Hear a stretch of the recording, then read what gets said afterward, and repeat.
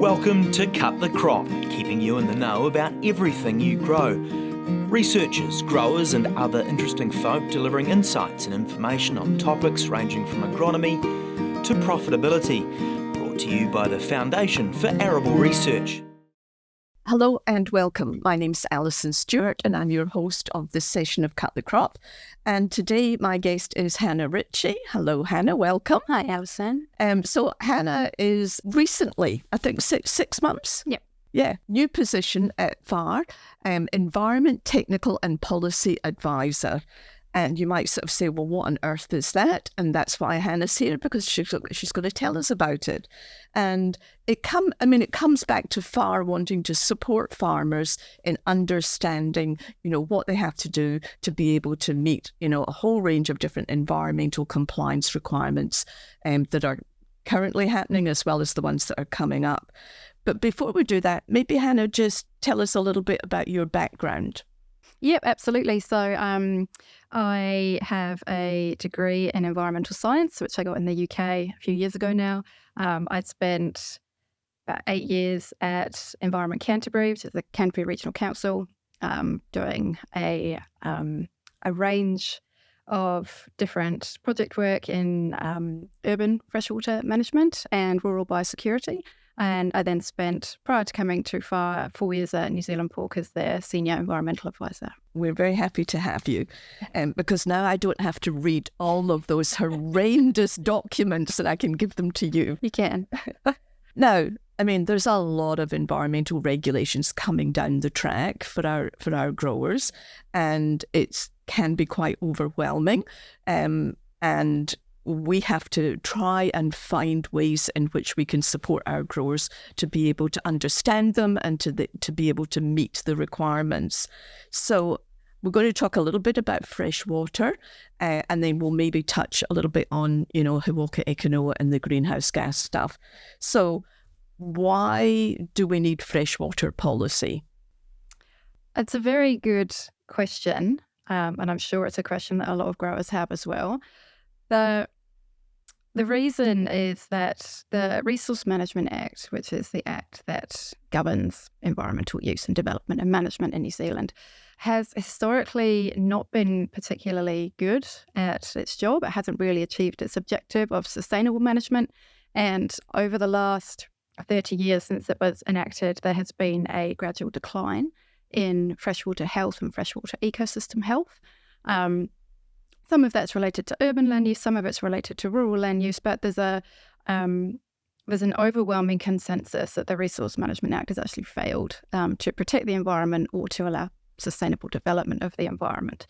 So we've seen a gradual decline in freshwater health. There has been some positive improvements in freshwater health over the last few years, but overall there's still been quite a significant decline. The Labour government in their 2017 election campaigned for swimmable rivers within a generation. And so when they were duly elected in 2017, they started working on policies to give effect to that swimmable rivers promise. And then what we saw in 2020 was this whole suite of freshwater policies that were called the Essential Freshwater Reforms. And that's basically where the policy need has come from, the fact that the RMA just hasn't really done the job it was intended to do. These policies are intended to strengthen the provisions in the RMA or under the RMA for dealing with freshwater pollution. So for our growers, what are they going to have to do to be able to meet, I guess, the government, but also New Zealand's, desire to have, better, improved freshwater quality? And I think that's actually a really good point, Alison, that it's not just that the government's demanding these things, it's that consumers and the general public are starting to demand these things as well. So complying with the regulation has that dual benefit of also promoting your social license to operate, which will just be more and more expected in the future. So what they need to do is, it's a very tricky question. There's all sorts of different provisions within the Essential Freshwater suite of policies that have to be complied with at different times. Some of them are temporary, some of them are permanent, some of them overlap, some of them supersede each other. But in the main, one of the principal policy instruments that the growers need to be aware of is the need to comply with freshwater farm plan regulations, and the ability to prepare and have certified a freshwater farm plan will hopefully incorporate and cover off a lot of these other freshwater policy requirements. So a lot of those will sort of be embodied in a freshwater farm plan, and the requirements for freshwater farm plans are being staged. The rollout of them is being staged across the country.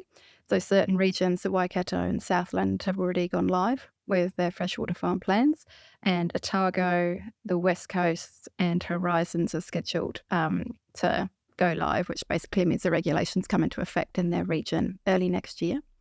So there will be requirements for farmers and growers in those regions to prepare and submit for certification a freshwater farm plan within 18 months of the regulations going live. So a number of our growers, particularly like in Canterbury and everything, they have farm environment plans.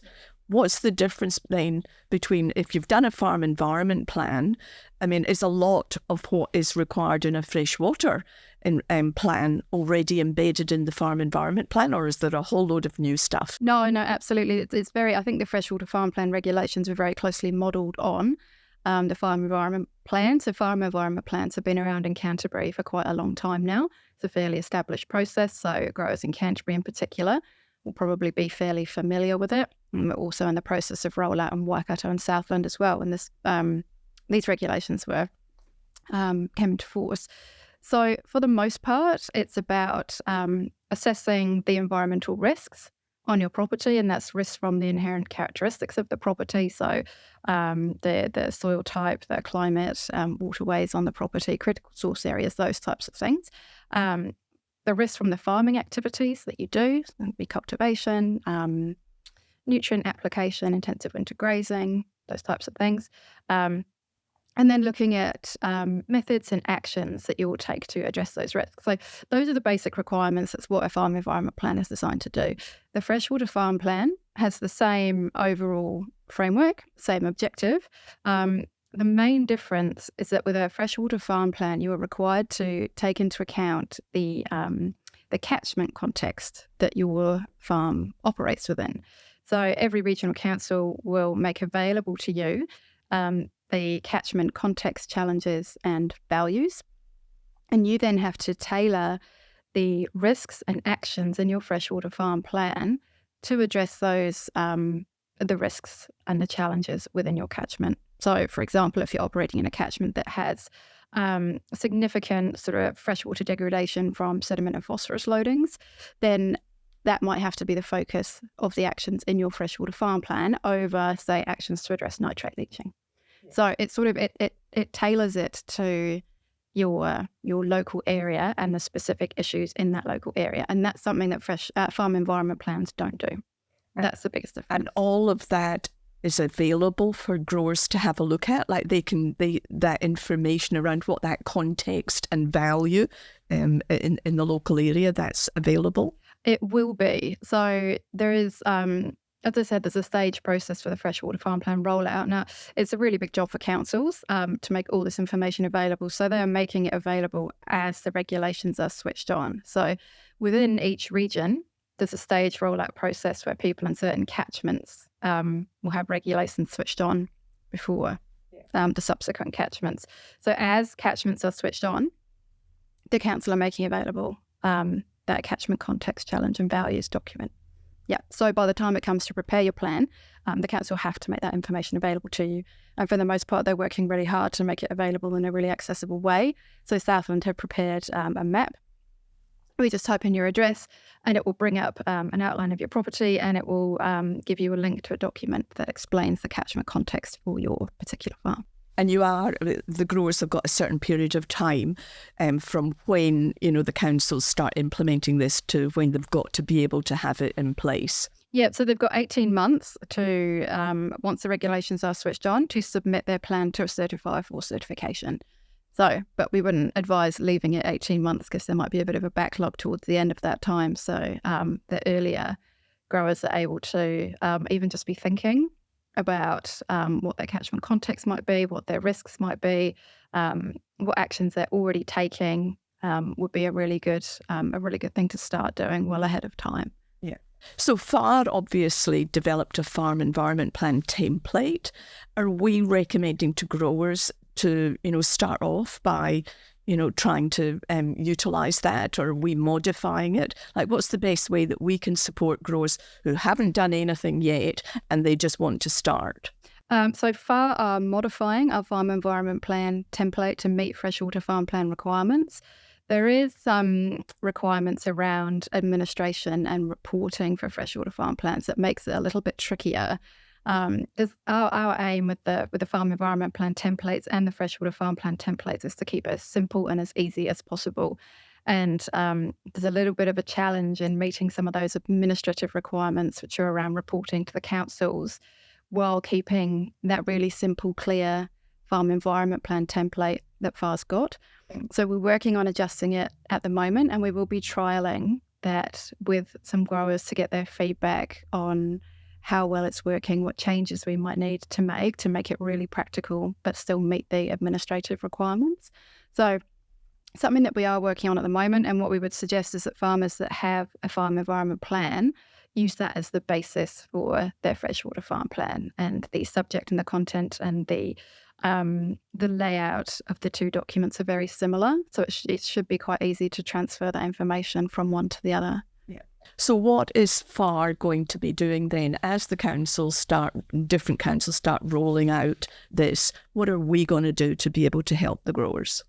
Well, that's something we're still in the process of working out. So because this is all really new, even the councils don't really have a good idea yet of what good engagement will look like. So we are working currently with the Waikato and Southland Regional Council, having some involvement into their engagement programs. We're talking with the MPI on-farm support teams, which is teams of rural professionals that are designed to give support on the ground to farmers and growers in their regions to see how they might be able to help facilitate workshops or information sessions, and also talking with the other primary sector industries, because what we don't want is mixed messages or everyone working in isolation when it's just sort of a collective issue that we have to tackle. And it's really important that, because honestly, there's nothing worse than 5 or 6 different agencies all running workshops on similar things, and the growers left thinking, well, which one should I go to? Absolutely, yeah. But I mean, I think we're really keen to provide that support to growers. Now, obviously, we have a really good environmental research team with a lot of experience between them, and they will be able to provide technical support to growers who are wanting to prepare their own freshwater farm plans. So I would hope that in the future that will be in sort of workshop formats or information formats, or just an opportunity to sit down with someone who's got that technical and scientific expertise to be able to help identify risks and link those with actions. Just not quite sure exactly how that's going to look yet, but there definitely will be that support available. And we know that, fresh water is not going to be the only thing that is going to be sort of legislated as we move forward, because there's a whole load of other policies being developed. I don't want to depress any growers out there, but just give us a little bit of an idea of the other things that are coming along. Yeah, so obviously the big one that most growers will be aware of is agricultural emissions reporting and pricing. So that's been on the horizon for quite a long time now, as we've talked about for the last 5 years or so. That's still on the horizon, albeit slightly delayed. So we've got that to figure out and contend with. There is a recently published National Policy Statement for Indigenous Biodiversity, and that puts some controls over how farmers and growers manage areas of Indigenous biodiversity on their land. Potentially could be quite significant for some farmers, particularly those that have big areas of native biodiversity on their properties. So that's something to be aware of that's coming up. And district and regional councils have required processes to map what's called significant natural areas of biodiversity. on their land. And I think they have sort of over the next 5 years or so to do that. So that they will be working with landowners. They should be in contact with landowners as part of that process. So it won't come out of the blue. There will be ongoing engagement, and the councils have an obligation to reach out to the landowners to do that. There is the other big one, which gets quite complicated, is the repeal and replacement of the Resource Management Act. So this is a huge piece of legislation. It's been in place for 30 years. It's, as I said earlier, there's an overwhelming consensus that it's failed and it's subjective. So the government are in the process of replacing the Resource Management Act with 3 new pieces of legislation. It's the Natural and Built Environment Act, the Spatial Planning Act, and Climate Change Retreat Act. Or the third one hasn't been written yet, which is why I'm not too familiar with the title. But those three pieces of legislation go together to replace the RMA. Now, the Natural and Built Environment Act and the Spatial Planning Act came into effect last week. They were granted royal assent last week, and they are now effective pieces of legislation. They will gradually replace the RMA over the next 10 years or so, and there's quite substantial changes to environmental policy and planning in that, which councils and growers alike are going to have to grapple with. So that sort of overarches over the top of all these other things going on with climate change, with fresh water, with biodiversity. There's other national direction that's relatively new around highly productive land, all those types of things sort of coming together, and they will all sit under the umbrella of this new legislation. So it gets very convoluted very easily. And I don't think that we can expect, our growers to understand the detail and the complexity. So, I guess our job is to try and simplify it, like for you to be able to understand how everything interacts, and then to be able to translate it into what does this mean for our growers. Yeah, absolutely. And I think it's a really important part of the job, because, policy that comes out of central and regional government can be very text heavy. Yes. Yep. For every policy that comes out, there'll be a few hundreds of pages of reports that sort of support that policy and how to give effect to it. And it's my job to basically sift through all those, pick out the relevant points, try and put them together in a narrative that actually makes sense, and then help growers to understand it. But the other really big part of the job is making sure that these policies that come into effect in the first place are reasonable and sensible and practical for arable growers.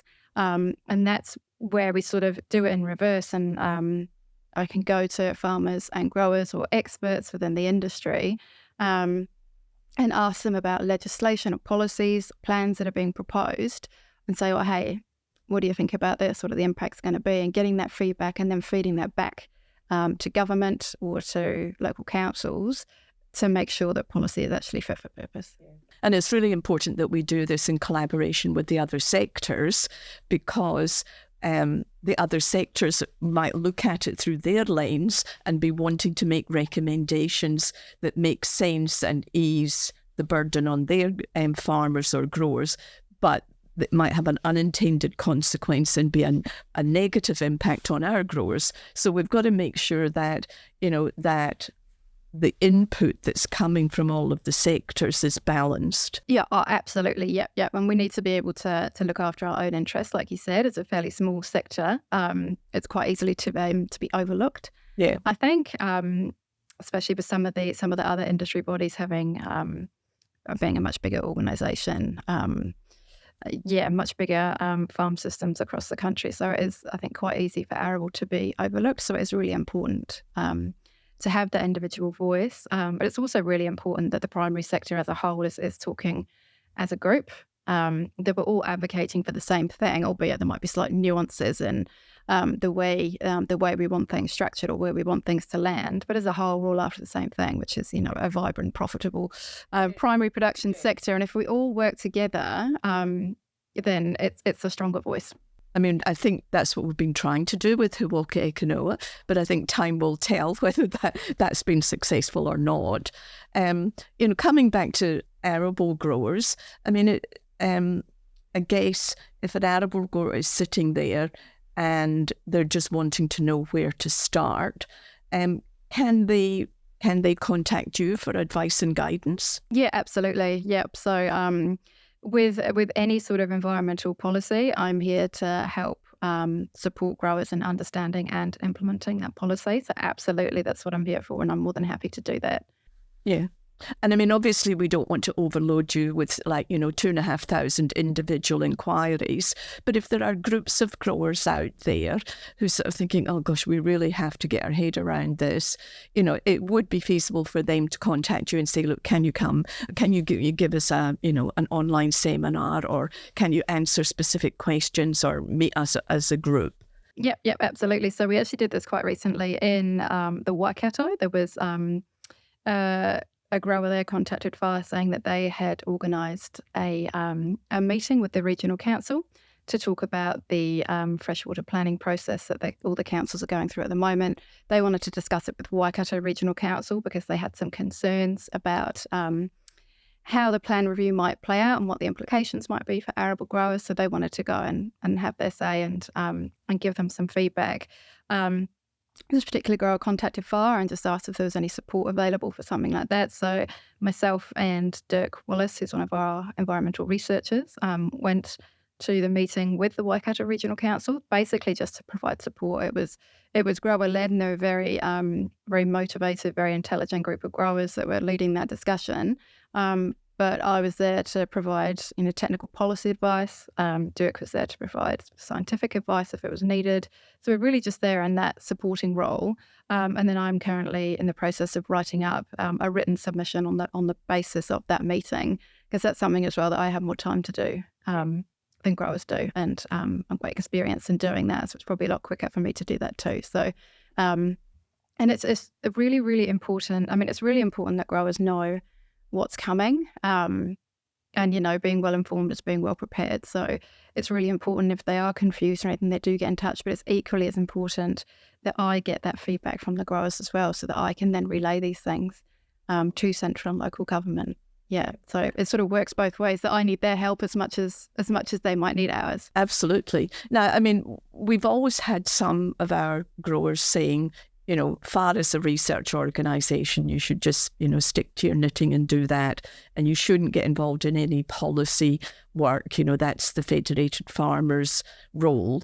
But we're not really talking in having you on board in FAR. We're not talking about you doing what the feds do. We're talking about you supporting sort of what the feds do and being a really important link to all of the research that our environmental team do. Would that be a correct sort of summary of where you sit in the scheme of things? Absolutely. So I think one of the main issues with all these freshwater reforms, and it's a huge workload on both the councils and the industry bodies. Every regional council at the moment is in the process of updating their regional policy statements and their freshwater planning instruments to give effect to some of this national policy that came into effect in 2020. And they have a requirement in doing that they work with stakeholders and the community to get that input into this planning process. So part of that is that councils are consistently reaching out to the industry sector bodies to say, hey, can we get your input into this? And it's fantastic that they're reaching out to FAR. But what was happening is that the environmental researchers who, do want to stick to their knitting, they're researchers, that's what they like to do, are getting pulled more and more into policy. So it's happening whether we want it to or not. As you said before, it's really important to actually give that arable perspective. But it's also, we're not lobbying. We're not making statements based on ideologies or anything. This is really science-based advocacy. So if a regional council, for example, suggests a particular rule, but we actually have some research evidence that shows that actually a different type of rule or different sort of limits or something may be appropriate, then that's where we can advocate for the arable sector. Yeah. Yes, excellent. Any other final comments that you would like to make? I just think I know I know it can be really overwhelming, and I think there's a general feeling of just consultation fatigue and policy fatigue out there at the moment, and it's a tough time to be a grower, and I do appreciate that. But what I would say is that this policy stuff is really, really important. It's going to affect every grower in the future, and just like I said, all the regional councils are updating their policy statements and plans at the moment. They have an obligation to consult with the community, be involved in that, because it's, you know, your input now will affect what rules and what limits actually come into play over the next few years. So having that input at the front end is really going to affect the outcomes at the back end. So it's not a particularly interesting topic, and I'm sure that growers can think of 100 things they'd rather do with their time, but this stuff is really, really important to invest the time in, and FAR are here to help and support that and take as much of that burden as we can, but we do need farmer and grower involvement. Yeah, excellent. Thank you. So my final comment is, if you're an arable levy payer, make Hannah your best friend. Yep. Okay, thank you, Hannah, and thank you, listeners. Have a great day on the farm. Thanks for tuning in to Cut the Crop, presented to you by FAR.